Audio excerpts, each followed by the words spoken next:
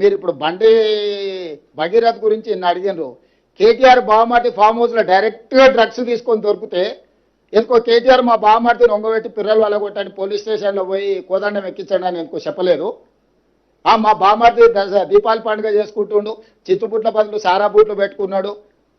మా బావమాటి బతిపూల బదులు గంజాయి పూలు లేకపోతే కొకేన్ పెట్టుకున్నాడు. మీరు ఎట్లా అరెస్ట్ చేస్తారని బయటకు వచ్చి మాట్లాడాను కదా. ఈ సిగ్గులేనోడు మరి బావమాటి ఫామ్ హౌస్లో డ్రగ్స్తో దొరికితేనేమో కేసు కాదు, ఇంకో ఎమ్మెల్సీ కోడి పందాలతో దొరికిండు, దాని మీద లేదు. ఇవాళ నేను చెప్తున్నా అధికారికంగా, దుబాయ్లో చనిపోయిన కేటీఆర్ మిత్రుడు ఆర్థిక లావాదేవీలు వాళ్ళ ఎమ్మెల్యే ఎక్స్ఎమ్మెల్యే వాళ్ళ ఫామ్ హౌస్లో డ్రగ్స్తోని పోలీసుల మీద కాల్పులు చేసి దొరికిండు. ఇంత చట్టాన్ని గౌరవించి సమాజాన్ని ఉద్ధరించే కేటీఆర్ ఏడబడుకున్నాడు, ఏ బొక్కలు పండుకుండు? ఎందుకో పార్టీల నుంచి సస్పెండ్ చేయలేదు వాళ్ళను. అసలు ఎంత సిగ్గులేని తనం, బర్తగించిన తనం, ఇంతకంటే సిగ్గు తప్పినోడు ఎవడన్నా ఉంటాడా?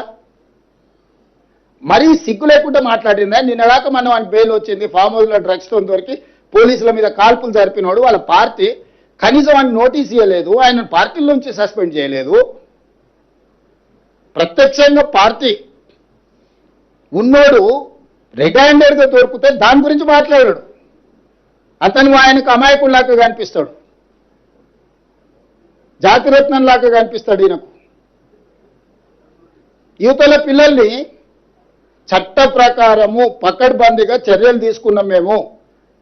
మేము కేటీఆర్ బావమరిది ఫామ్ హౌస్లో డ్రగ్స్ దొరికినా నోటీస్ ఇచ్చినాం, పోలీస్ స్టేషన్కి వచ్చి విచారణను ఎదుర్కోమని.